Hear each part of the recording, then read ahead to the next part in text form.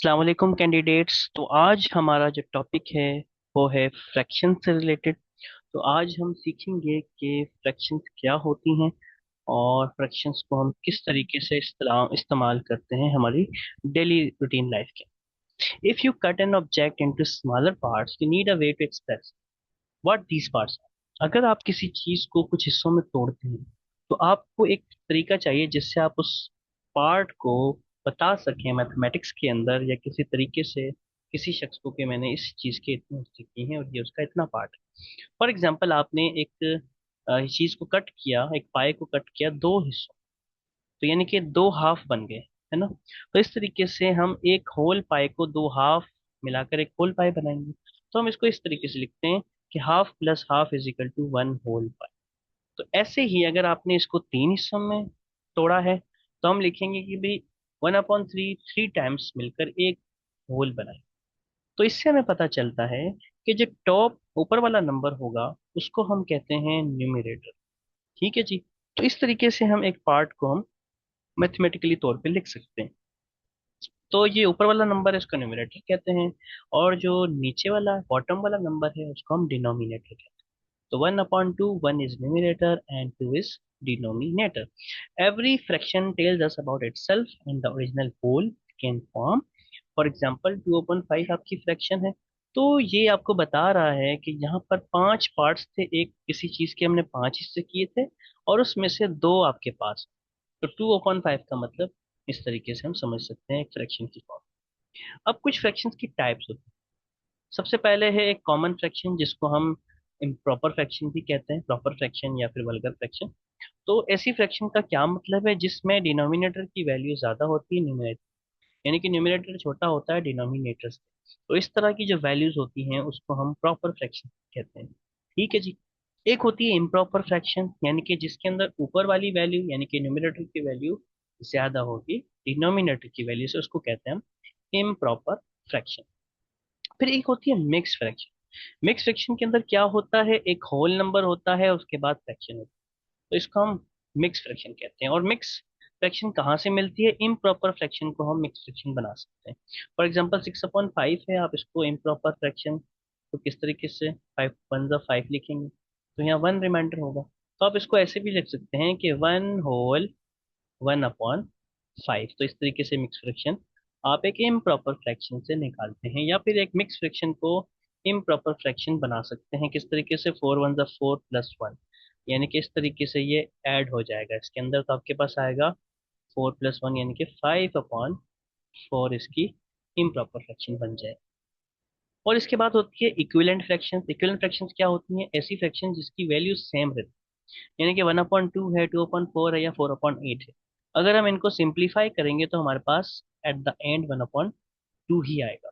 तो ऐसी फ्रैक्शंस जो भी होती हैं उनको हम इक्विवेलेंट फ्रैक्शंस कहते हैं। और ये फ्रैक्शंस किस तरीके से आती हैं, न्यूमरेटर और डिनोमिनेटर को सेम नंबर से मल्टीप्लाई करने, सेम नंबर के टेबल। यानी कि आपने जो डिनोमिनेटर को मल्टीप्लाई जिस नंबर से किया है उसी के नंबर को अगर आप न्यूमरेटर से मल्टीप्लाई करते हैं तो इस तरीके से आगे नंबर चलता जाएगा, तो वो आपकी इक्विवेलेंट फ्रैक्शन आएगी। ठीक है जी। अब है लाइक और अनलाइक फ्रैक्शंस, इसको मैं लाइक और नलाइक भी कहता हूँ फ्रेंकली। लेकिन ये लाइक फ्रैक्शंस के क्या मतलब है, ऐसी फ्रैक्शंस जिसके डिनोमिनेटर सेम हो। ठीक है जी। जिसके डिनोमिनेटर्स सेम हो उन सारी फ्रैक्शंस को हम लाइक फ्रैक्शंस कहते हैं। जैसे कि two upon fifteen, eight upon fifteen या सेवनटीन अपॉन फिफ्टीन, ये सारी लाइक फ्रैक्शंस कहलाती हैं। ऐसे ही जो नलाइक फ्रैक्शंस होती है उसकी डिनोमिनेटर्स डिफरेंट होते हैं, तो ऐसी फ्रैक्शंस को हम अनलाइक फ्रैक्शंस कहते हैं। अब जो रिफ्रैक्शन है उसको हमेशा लोवेस्ट फॉर्म में लाने के लिए आपको उसका एचसीएफ मालूम करना होगा। यानी कि आपके पास जो भी दो नंबर हैं उन दोनों का जो हाईएस्ट कॉमन फैक्टर होगा आप उससे उसको डिवाइड करेंगे तो आपके पास सिंपलेस्ट फ्रैक्शन मिलेगी या लोवेस्ट टर्म में मिलेगी। For example two upon four is not a lowest form, तो इसको हम सेम टेबल यानी कि टू इसका एचसीएफ है तो उससे डिवाइड करेंगे तो वन अपॉन टू आपका लोवेस्ट फॉर्म में आ जाएगा। ऐसे ही फोर अपॉन सिक्स का जो एचसीएफ है हाईएस्ट कॉमन फैक्टर वो क्या है, टू है, तो इसका मतलब ये है कि उस टू से डिवाइड करेंगे तो टू अपॉन थ्री आपको लोवेस्ट फॉर्म में मिल जाएगी। तो इस तरीके से आप एक फ्रैक्शन को रिड्यूस कर सकते हैं लोवेस्ट फॉर्म। चले अब हम बात कर लेते हैं फ्रैक्शंस के ऑपरेशंस की। तो सबसे पहले एडिशन की बात करते हैं।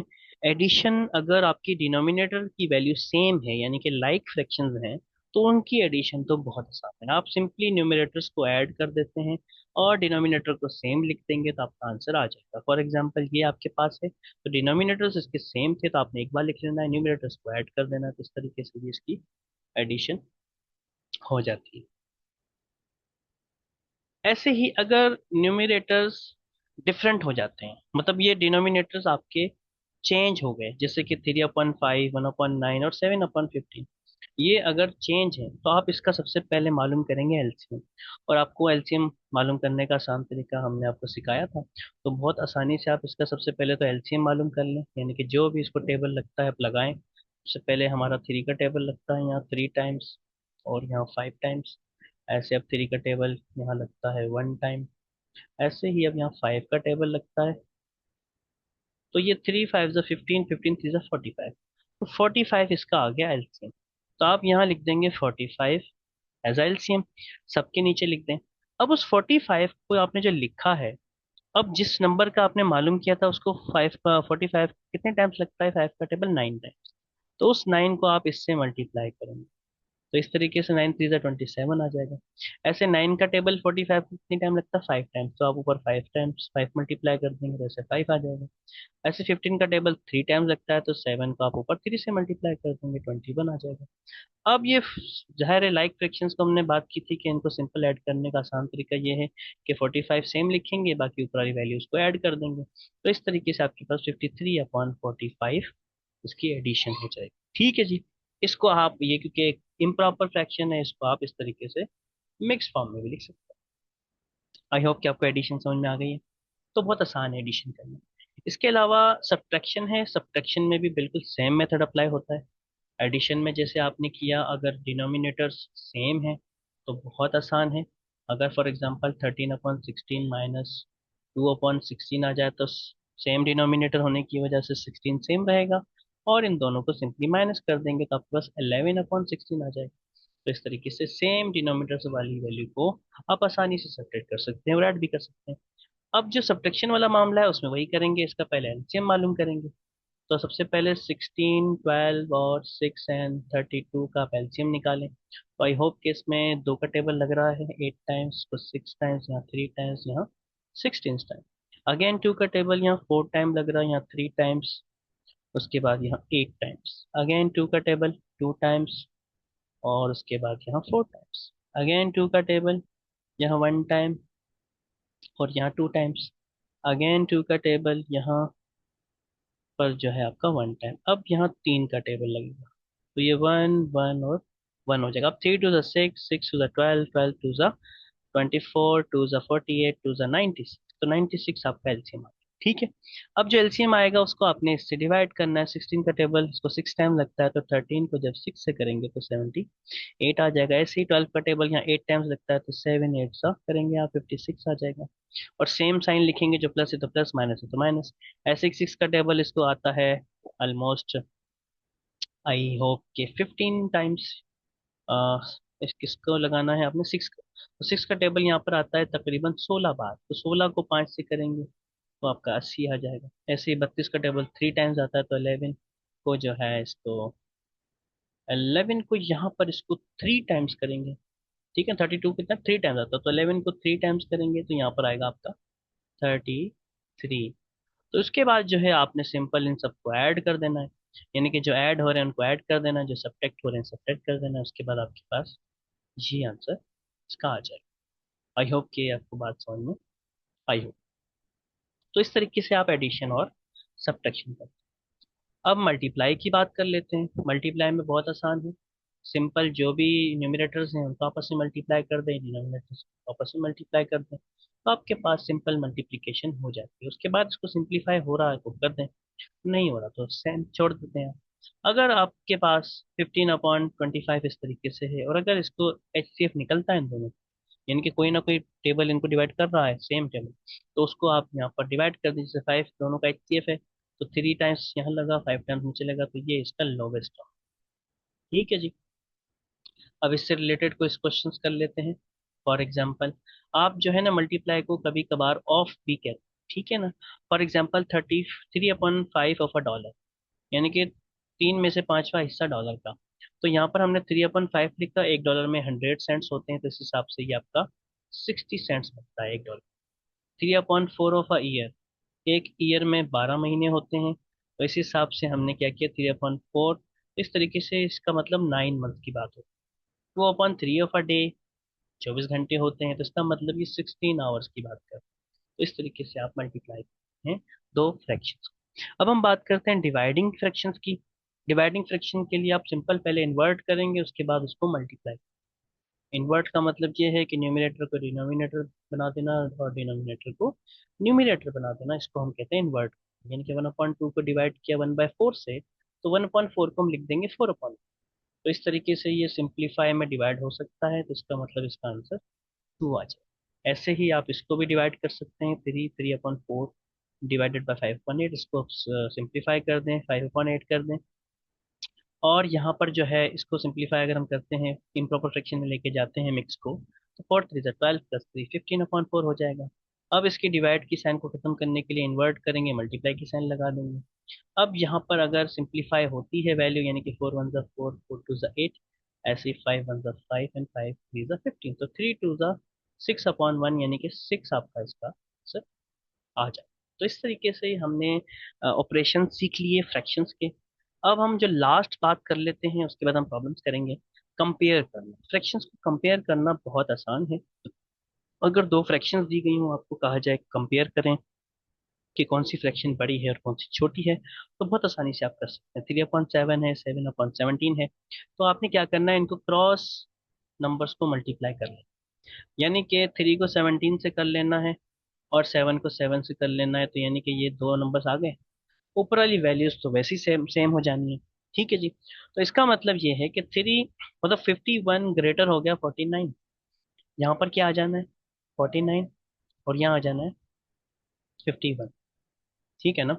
और वैसे ही ये ऊपर जाके 51 हो जाना है और ये 49 आ जाना है। ठीक है जी। तो इस हिसाब से हमें पता चलता है कि 51 ग्रेटर है 49। तो इसका मतलब ये हुआ कि 3/7 वाली जो फ्रैक्शन है वो बड़ी होगी 7/17 वाली फ्रैक्शन। आई होप कि आपको बात समझ में आ गई होगी। इस तरीके से हम कंपेयर। चलिए इसकी कुछ प्रॉब्लम्स कर लेते हैं। सईद ने 2/7 पार्ट सॉल्व किया एक्सरसाइज का, जबकि असलम ने 4/5 किया उस एक्सरसाइज का। ठीक है ना। तो अगर हम बात करें कि किसने कम सॉल्व किया, तो उसका कैसे पता चलेगा। सबसे पहले तो आप इन फ्रैक्शंस को लिख लें कि भाई आपके पास एक ये फ्रैक्शन है और दूसरी आपके पास ये फ्रैक्शन। अब इसके डिनोमिनेटर्स को सेम बनाना, यानी कि यहाँ पर अगर हम 7 मल्टीप्लाई कर लें और यहाँ हम 5 मल्टीप्लाई कर लें, तो हमारे पास यहाँ पर देखो नीचे 35 आ जाएगा, ऊपर 10 आ जाएगा ना। ऐसे ही यहाँ 28 और यहाँ नीचे 35 आ जाएगा। अब 35 बराबर हो गए, बात रह गई ऊपर वाले नंबर्स की। तो यहाँ 10 जो है छोटा है 18 से। सही है। तो इसका मतलब ये हुआ कि ये वाली फ्रैक्शन बड़ी हो गई 4/5 वाली। तो यानी कि 2/7 जो है वो लेस हो गई।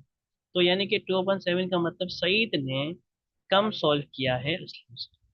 ठीक है जी। तो इस तरीके से आप इसका आंसर निकाल सकते हैं। क्वेश्चन नंबर 2 में क्या पूछ रहा है, अकरम ने एक काम किया पिक्चर का 7/12 आवर्स में, ऐसे ही वकार ने किया पिक्चर को पेंट करने का 3/4 आवर्स में।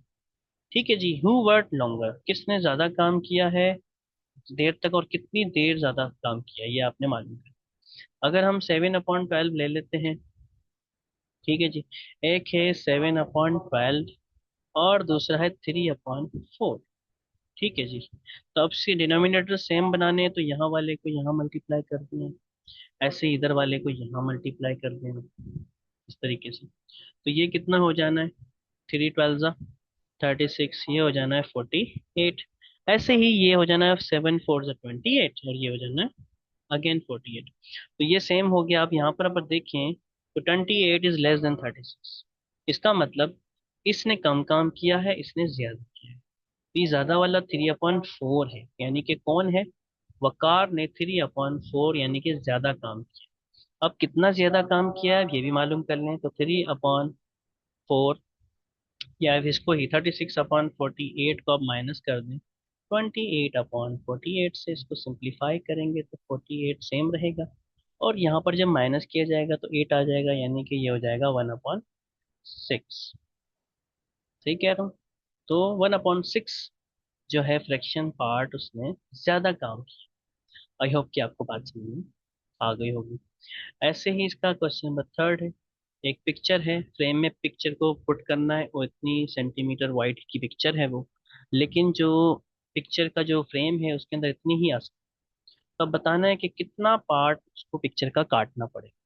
तो 3/5 सेंटीमीटर का पिक्चर को अगर हम होल अपना इम्प्रॉपर फ्रैक्शन में लिख रहे हैं तो 5 7 35 प्लस 3 38/5 आ जाएगा। और ये दूसरी पिक्चर केसी को भी आप कर लें तो इस तरीके से आ जाएगा। अब क्योंकि हमें ज्यादा पिक्चर बड़ी है तो जाहिर बड़े में से छोटे को माइनस कर देंगे आप। तो यानी कि आपको माइनस करने के लिए आपको लिखना पड़ेगा 38/5 माइनस 73/10। इसके डिनोमिनेटर को सेम बनाना पड़ेगा। तो यानी कि हम यहाँ 2 मल्टीप्लाई कर सकते हैं ताकि डिनोमिनेटर सेम हो जाए, तो यहाँ 10 हो जाएगा। और यहाँ 38 2 जा 76 हो जाएगा, और ऐसे ही ये 73/10 हो जाएगा। तो इसको सेम डिनोमिनेटर की वजह से यहाँ 10 आ जाएगा। और 76 माइनस 73 विल बी 3। 3/10 पार्ट को आपको किस पिक्चर के काटना पड़ेगा ताकि वो फ्रेम में फिट हो सके। आई होप कि आपको ये आंसर समझ में आ गया। ऐसे ही क्वेश्चन नंबर 4 है कि भाई 16 किलोमीटर 1 लीटर में चलती है गाड़ी, तो बताएं कि इतने लीटर्स में कितना किलोमीटर चलेगी। बहुत आसान सवाल है। आप लिखें भाई 1 litre is equal to 16 kilometres. तो 1 लीटर का मतलब आप जितने भी लीटर मालूम कर लें। तो हम 2/3/4 लीटर्स की बात कर लेते हैं, यानी कि 2/3/4 मल्टीप्लाई हो जाएगा यहाँ पर 16 के साथ। ठीक है ना? 2 ऊपर 3 और नीचे 4 आएगा इंटू 16। पहले इसको सिंप्लीफाई कर लें। 4 2 8, 8 3 11 होता है, 11/4 इंटू 16। 4 4 16 होता है, 11 4 44 किलोमीटर्स आपकी गाड़ी चल जाएगी 2 and 3/4 लीटर्स पेट्रोल में। आई होप कि आपको समझ में आया। तो इसका लास्ट क्वेश्चन है, इसके बाद इंशाल्लाह नेक्स्ट वीडियो में डेसिमल के बारे में बात करेंगे। रजा ने 3/4 एक बुक का रीड किया है जो कि 288 पेज की थी। तो आपने बताना है कितने पेजेस रहे। तो बहुत आसान है। 3/4 ऑफ 288 आपने मालूम करना है। तो यानी कि यहाँ पर इसको 3/4 यहाँ मल्टीप्लाई की शान आ जाएगी 288। आप इसको सॉल्व कर लें। 6 जा। ठीक है जी। अब आगे क्या बचेगा? 6 का 7 जा, उसके बाद 2। 72 3 जा कितना हो जाता है? 216। तो 216 पेज पढ़ लिए हैं, तो 288 में से 216 पेज निकालेंगे तो बाकी कितने पेज बचेंगे? 72 पेजेस आ रहे हैं। ठीक है जी। तो स्टूडेंट्स आज के लिए इतना ही था। इंशाल्लाह हम नेक्स्ट वीडियो में डेसिमल के ऑपरेशंस के बारे में सीखेंगे। जब तक के लिए प्रैक्टिस कीजिए, तैयारी कीजिए। टेक केयर, अल्लाह हाफिज।